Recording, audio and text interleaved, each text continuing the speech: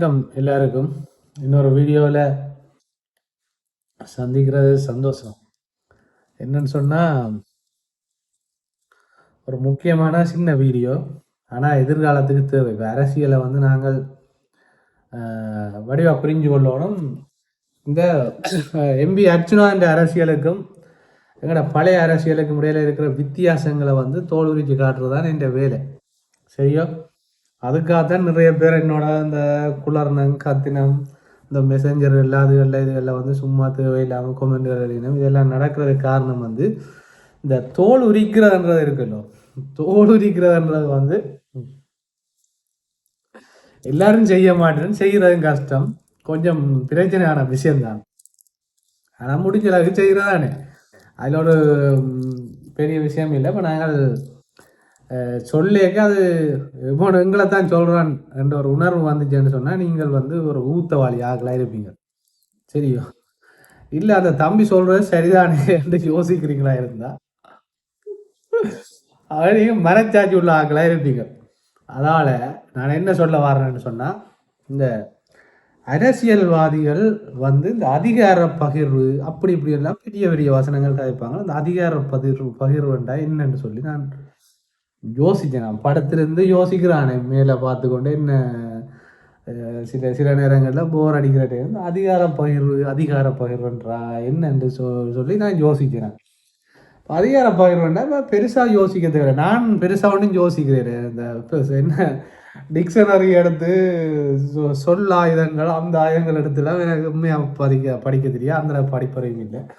ஆனால் ஒரு விஷயம் என்னென்னா, இந்த அதிகார பகிர்வுண்டா எங்கள்கிட்ட இருக்கிற அதிகாரங்களை இன்னொரு ஆக்களுக்கு பகிர்ந்து கொடுக்குறது தான் அதிகார பகிர்வுன்ட்டு நான் நினைக்கிறேன். நீங்களும் அப்படித்தான் நினைப்பீங்க. என்ன புலவு பண்ணுறாங்க கட்டாயம் என்ன மாதிரி தானே இருப்பீங்க. சரியா? இப்போ அதிகார பகிர்வுன்றது வந்து அதிகாரங்களை பகிர்ந்து கொடுக்கறது.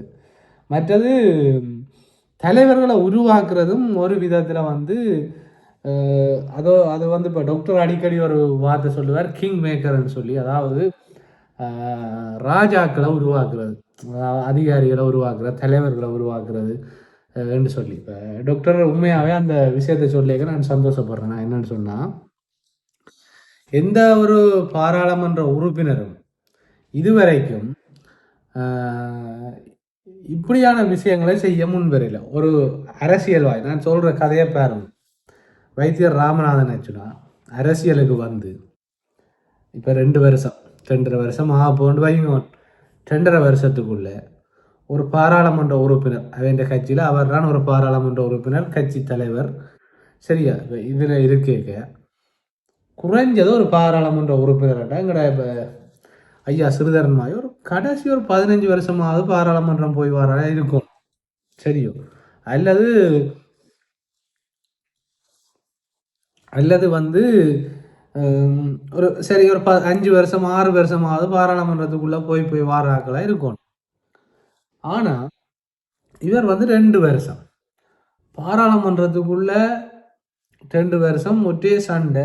இவருக்குன்ற ஒரு நிம்மதி இல்லை. எல்லாருமே இவருக்கு எதிராக தான் இருக்கிறாங்க.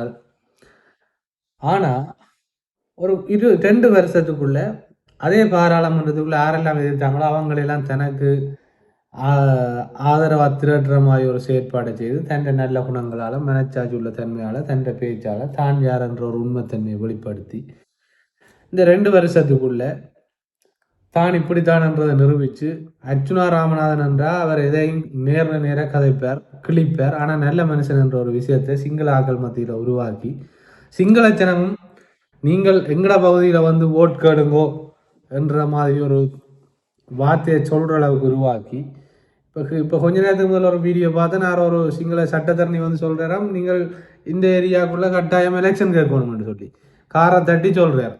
அப்போ இப்படி ஒரு செயற்பாட்டை 2 வருஷத்துக்குள்ளே உருவாக்கி போட்டு இப்படி உருவாகி கொண்டு வரைக்க நானாக இருந்தால் என்ன யோசிப்பேன். நான் கடைசி மட்டும் ஒரு காலம் பாராளுமன்ற உறுப்பினராக போகிறதும் இல்லை, அப்படி ஒரு கனவும் இல்லை. அப்படி வந்தால் எங்களை ஒரு காமெடி பீஸாக தான் எல்லாரும் பார்ப்பாங்களா. அது 2வது பிரச்சனை. அரசியல்னால என்னென்னு தெரியும் எங்களுக்கு.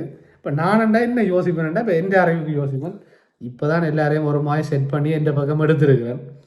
இனி வந்து கொஞ்சம் கெத்தானுண்டு அடுத்த 2.5 வருஷம் அல்லது கிடைக்கிற முடிஞ்ச அளவுக்கு ரை பண்ணி அவங்களோட கையை காலை பிடிச்சி இப்போ எல்லாரும் எங்களுக்கு ஆதரவாக வந்துட்டாங்க. டப்பாண்டி இருக்கிற வழக்குகள் எல்லாம் இல்லாமல் ஆக்கி போட்டு தமிழ் மக்களுக்கு வந்து நான் ஆறுன்றதை தான் கதைச்சவன், இந்த டிக்டாக்ல கத்தினவன் குளர்னவன் எல்லாருக்கும் நான் ஆறுன்றதை இந்த பாராளுமன்ற இதுக்குள்ளே நிரூபித்து காட்டணும்னு தான் நான் கட்டாயம் யோசிப்பேன். மகிந்த ஆளுண்டவன் அவன் இவன் எல்லாருக்குமே வேறு நாவலின் ஆள் சஜித்தின் ஆளுண்டு இப்படி மாறி மாறி கதைக்கிறவங்க எல்லாருக்குமே லூசன் பைத்தியக்காரன் சொல்கிறவன் எல்லாருக்குமே ஒரு விளையாட்டு உண்டு காட்டுறேன். என்பிபின்ற காலில் கையில் விழுந்து இந்த வழக்குகள் எல்லாம் இல்லாமல் ஆக்கி ஐயா இப்படி செய்யுங்கன்னு சொல்லி போட்டு காட்டுறேன்னு சொல்லி போட்டு என்ன செய்வேன்னா அந்த பதவியை ஒரு சரி இந்த 5 வருஷமாவது தக்க வச்சிருப்போம்னு யோசிப்பேன். அதிகார பகிர்வுன்றதை மனசில் வச்சுருக்கோம் சரியோ. ஆனால் இவர் என்ன செய்கிறாருன்னு சொன்னால் 2.5 வருஷம் அதுக்கு பிறகு எனக்கு இதில் இருக்கணுமென்ற அவசியம் இல்லை. தங்க கௌசல்யாவுக்கு ஒரு 2.5 வருஷத்தை கொடுத்து அவள் அதுக்கு வளர்த்து விடணும்.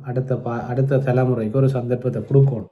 என்னென்னு சொன்னால் கௌசல்யா நரேந்திரன்ற சட்டத்தரணி பாராளுமன்றத்துக்கு போவாக இருந்தால் இனி இல்லைன்ற வயசு குறைந்த ஒரு இளம் சட்டத்தரணி இளம் பாராளுமன்ற உறுப்பினர் ஒருவரை உருவாக்கி அதுவும் தமிழ் கட்சிகளில் முக்கியமாக தமிழ் கட்சிகளில் கட்சி தொடங்கி இன்னும் கட்சி பதிவு செய்யவே இல்லை 2.5 வருஷத்துக்குள்ள இன்னொரு பாராளுமன்ற உறுப்பினரையும் உருவாக்கி பாராளுமன்றத்துக்குள்ள அனுப்பின பெருமை வந்து வைத்தியர் அர்ஜுனா ராமநாதன் சேரும்.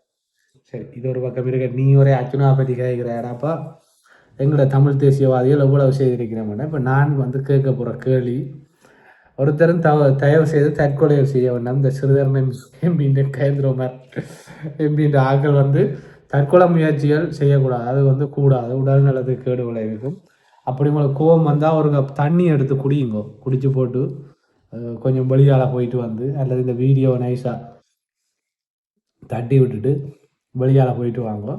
சில கேள்வி ஏன்னா நடிகர் டாக்டரை பற்றி புகழ்ந்து காய்க்கிறாரு என்ன இருக்குது சொல்லுங்க. அப்போ அது சரியில்லை. இப்போ அவரை பற்றியே காயக்கூடாது. அவர் தான் இந்த காசுக்கு கதைச்சாச்சு. இனி டாக்டரை பற்றி காயக்கூடாது. ஒருத்தர் வந்து கேட்குறார் எவ்வளோ காசு தந்தவர் அர்ஜுனா ராமநாதன் சொல்லி. நிறைய காசு தந்தவர். அதுக்கேற்ற மாதிரி நிறைய வீடியோ போட்டேன். இப்போ நாங்கள் சிறுதரன் நம்பிக்காக கதைப்போம். இப்போ சிறுதரன் நம்பி நிறைய பாராளுமன்ற உறுப்பினரை 15 வருஷமாக உருவாக்கி அனுப்பி கொண்டிருக்கிறார். யார் அனுப்பினவர்ன்ற இருக்கா சொல்லுங்க, ஒரு லிஸ்ட்டை போடுங்க. சிறுதரன் நம்பி அனுப்பின பாராளுமன்ற உறுப்பினர்கள் சாகு மட்டும் தமிழரசு கட்சியில் கிளிநொச்சியில் சிறுதரன் என்ற ஒரு ஆள் தான் பாராளுமன்ற உறுப்பினர். யாழ் மாவட்டத்தில் சைக்கிள் கட்சியில் கயந்தரகுமார் பொன்னம்பலம் என்ற ஒரு ஆள் தான் பாராளுமன்ற உறுப்பினர். வேறு யார் பாராளுமன்ற உறுப்பினர்? நிறைய கட்சிகள் இருக்கு. ஆனால் இளம் பாராளுமன்ற உறுப்பினர் ஒரு தெரிவில்லை. என்னப்பா உங்களுக்காக கதைப்பம் மட்டும் வலிக்கிட்டா, ஆனால் முடியலையே. கதைப்பம் மட்டும் வலிக்கிட்டா அது என்ன கதைக்கிறதுக்கு ஒன்றும் இல்லாமல் என்னண்டாப்பா கதைக்கிறது? அப்போ நாங்கள் வைத்தியர் அர்ஜுனா பற்றி தானே கதைக்கணும். ஒரு விஷயத்தை விளங்கி கொள்ளுங்க.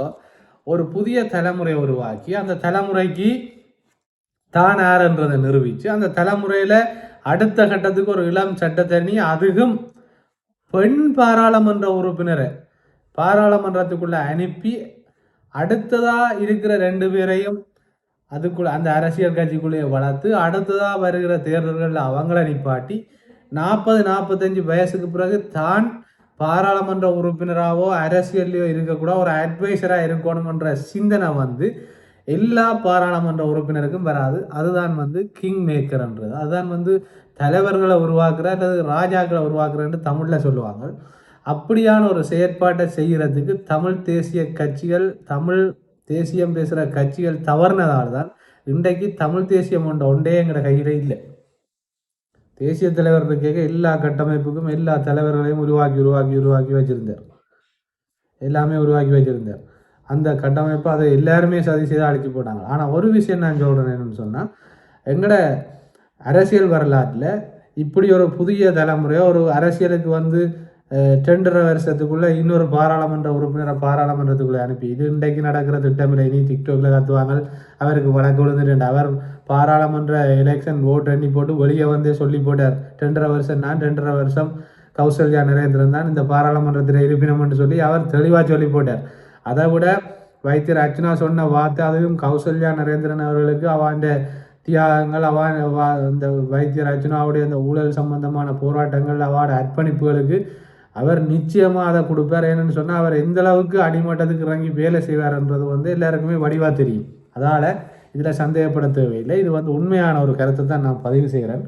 2.5 வருஷங்களுக்குள்ள இன்னொரு தலைவரை உருவாக்கி, இன்னொரு தலைவியை உருவாக்கி, பாராளுமன்ற உறுப்பினரை உருவாக்கி அவ ரெடி பண்ணி அவாக்கு அந்த பாராளுமன்றத்துக்குள்ள போய் எப்படி சண்டை பிடிக்கணும், எப்படி எல்லாம் கதைப்பாங்க, எல்லா விஷயத்தையும் வெளிப்படையாக தான் நின்று அடிபட்டு காட்டி இதுக்குள்ள எப்படி பிரச்சனைகளை சால்வ் பண்ணுறது, எப்படி ஒரு கேள்வியை போடுறது, இப்படி பாராளுமன்றத்தில் நாங்கள் தமிழ் மக்களோட உரிமைகள் சம்பந்தமாக கேள்வி எழுப்பலாம், எந்த அடிப்படையில் கேள்வி எழுப்பலாம், 27/2 என்ன, இதில் எப்படி கேட்கலாம், அப்படி கேட்கலாம், அங்கே விடாட்டி எப்படி இதால கேள்வி கேட்கலாம் என்ற கேள்வியை என்ற தகவலை எப்படி மக்களுக்கு சொல்கிறன்ற ஒரு விஷயத்தை மிக தெளிவாக படிப்பிச்சு 2.5 வருஷத்துக்குள்ளே 15 வருஷமே இன்னும் சிறிதரன் ஐயா இன்னொரு தலைவரை உருவாக்கலை, கயேந்திரகுமார் பொன்னம்பலம் இன்னொரு தலைவரை உருவாக்கலை, சுகாசிர ஓட்ஸையும் பறித்து தான் கயேந்திரகுமார் பொன்னம்பலம் அரசியல்வாதியாக வந்திருக்கிறாருன்னு சொல்கிறாங்க. அப்போ உண்மையாகவே யோசிச்சு பாருங்க, அதிகார பகிர்வுன்றது இதுதான். ஆனால் எங்களை தமிழ் தேசியவாதிகள் கடைசி மட்டும் இப்போ பாருங்க, அந்த முன்னாள் நீதியரசர் வந்து என்ன செய்கிறாருன்னு சொன்னால் தான் வந்து இதாகிறதுக்கு பார்க்குறார், தான் வந்து திரும்ப முதலமைச்சர் ஆகிறதுக்கு யோசிக்கிறார்.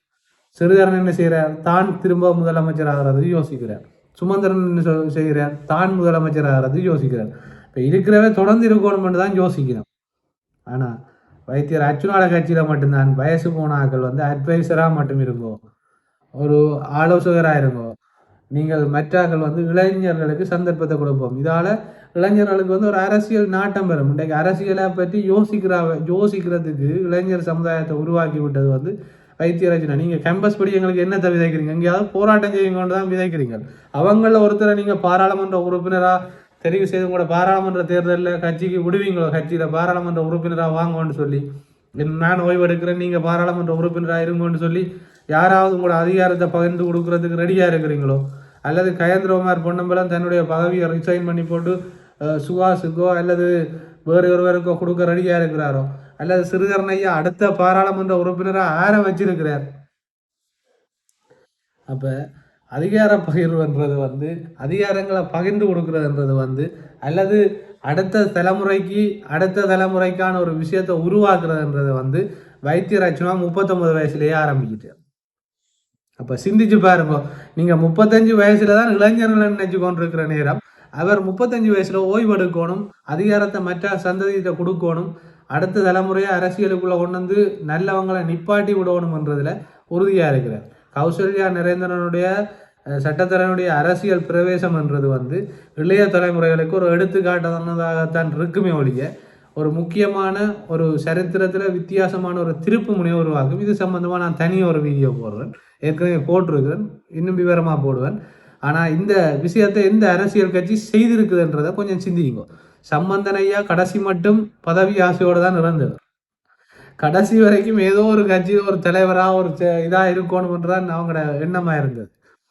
கடைசி வரைக்கும் சிறுதனையாக பாருங்க, இத்தனை வயசு, இனி சுகர் வரும், ப்ரெஷர் வரும், இதுகளெல்லாம் வரைக்கும் இவன் மனநிலை எப்படி இருக்கும், தமிழ் மக்களை பற்றி சிந்திக்கிறதுக்கு தோணுமா, அல்லது தங்களோட உடல்நிலையை பார்த்து இப்படியாவது ஒரு சொகுசான வாழ்க்கையை வாழ்வோம், நல்ல ஒரு ஹாஸ்பிட்டலை கொண்டு செலவழிப்போம், எங்களுக்குன்ற ஒரு ஹாஸ்பிட்டலை கட்டுவோம் யோசிப்பினோமா, யோசிச்சு பாருங்க. அப்போ இதுதான் பிரச்சனை. இந்த சீனி சிவஞானம்ன்ற ஒரு ஐயா அவரால் ஓடி திரியார் பார்த்துனீங்களா, ஆளுக்கும் நடக்கிறதுக்கே தம்பு இல்லாமல் தெரியார். ஆனால் அவர் தான் தமிழ் அரசு கட்சியின் பதில் தலைவர்.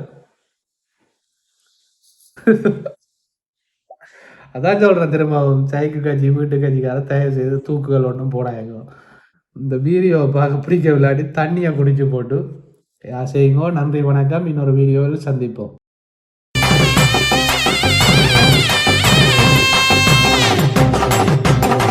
வெட்டும் புலி சிரிச்சு வருது, சுத்தி தான் போடுங்க.